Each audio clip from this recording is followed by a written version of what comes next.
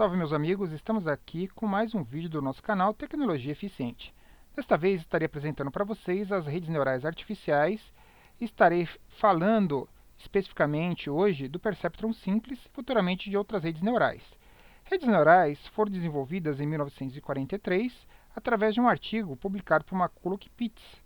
São basicamente modelos computacionais que representam o sistema nervoso dos seres vivos. São aplicadas em diferentes áreas, sobretudo na avaliação de imagens, classificação de padrões, reconhecimento de faces, controle de motores e processos, previsão de acontecimentos futuros, identificações de anomalias, etc. Tudo vai depender do modelo da rede que você está aplicando. Redes mais simples, como a que eu irei falar hoje, são utilizadas na classificação de padrões. Eu publiquei alguns artigos no site Embarcados falando um pouco de inteligência artificial e redes neurais. Eles podem ser acessados através do link do nosso blog, se você desejar saber mais, obviamente. Bom, vamos falar um pouquinho sobre a rede Perceptron.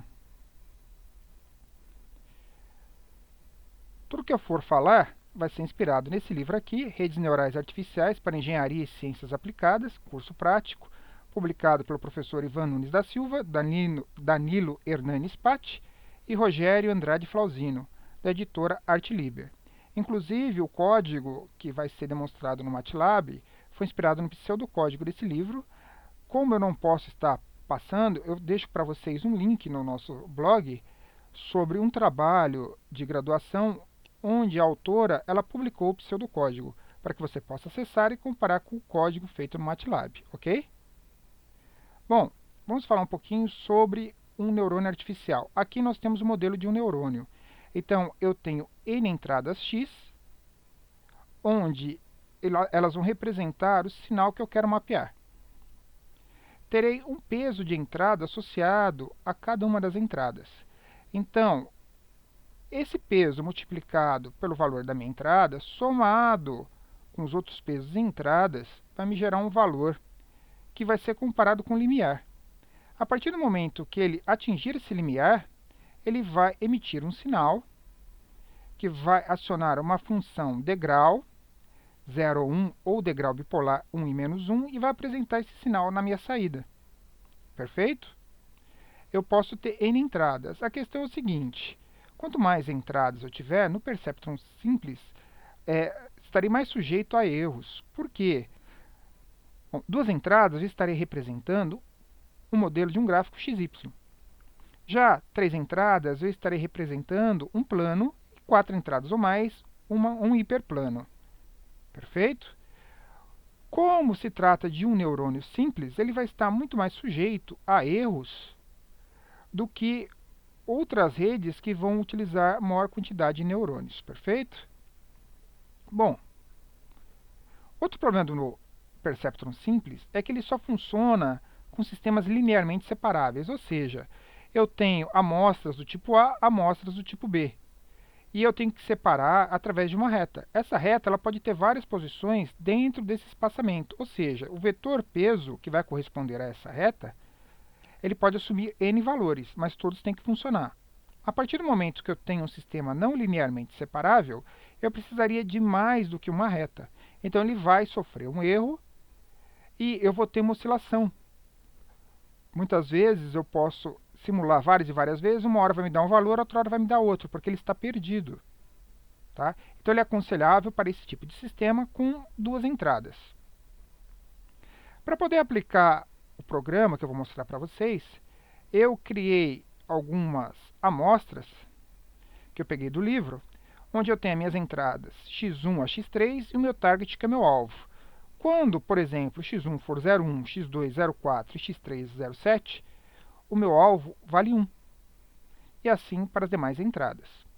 O que acontece aqui? Normalmente, eu tenho que ter uma tabela com dados o suficiente, onde eu possa estar extraindo entre 60% a 70% para fazer um treinamento do meu modelo, para poder determinar o vetor peso, e entre 30% a 40% para que eu possa fazer a operação e simular para verificar se está dando tudo ok.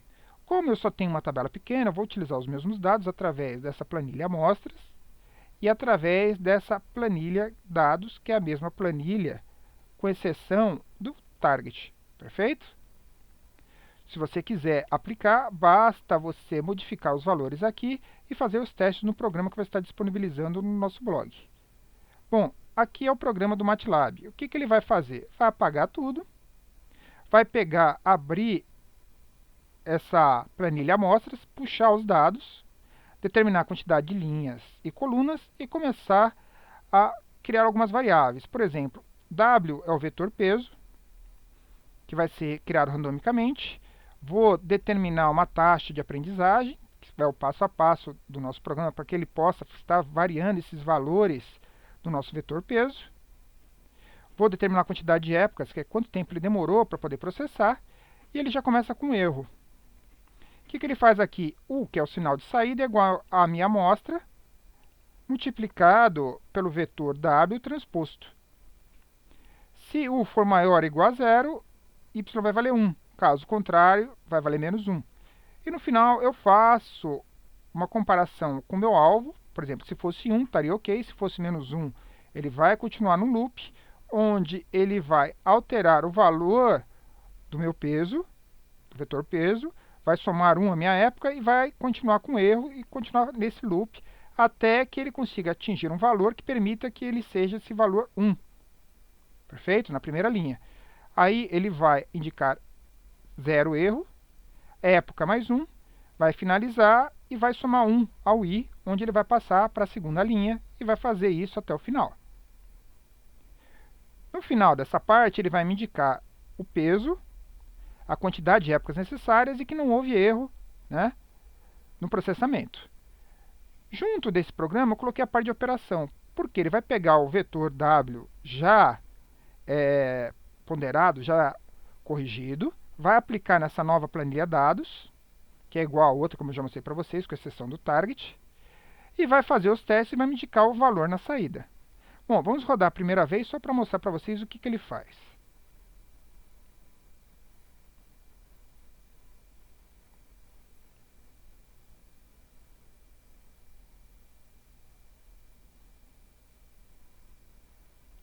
Bom, ele rodou a parte de treinamento, agora a parte de operação. O que ele fez necessariamente?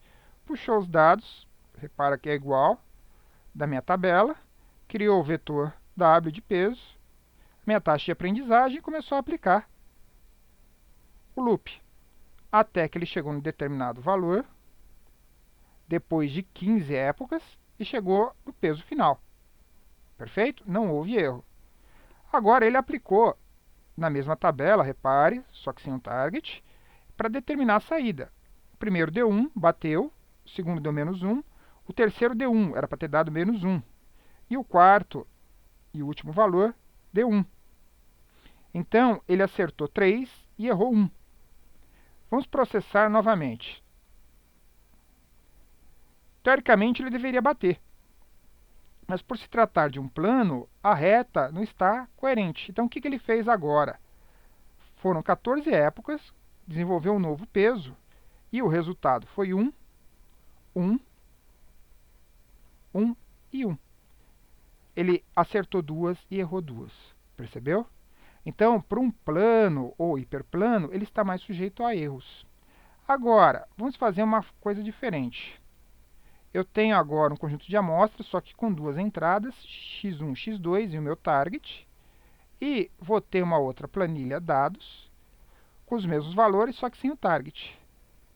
Venho aqui e modifico. Em vez de ser amostras, vai ser amostras 1. E ao invés de ser dados, vai ser dados 1. Vou salvar e vou mandar rodar. Repara, né?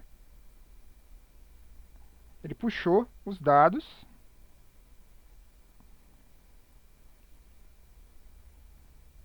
Perfeito. Criou meu vetor randomicamente. E depois de 6 épocas, indicou que não houve erro, ele me apresenta os resultados.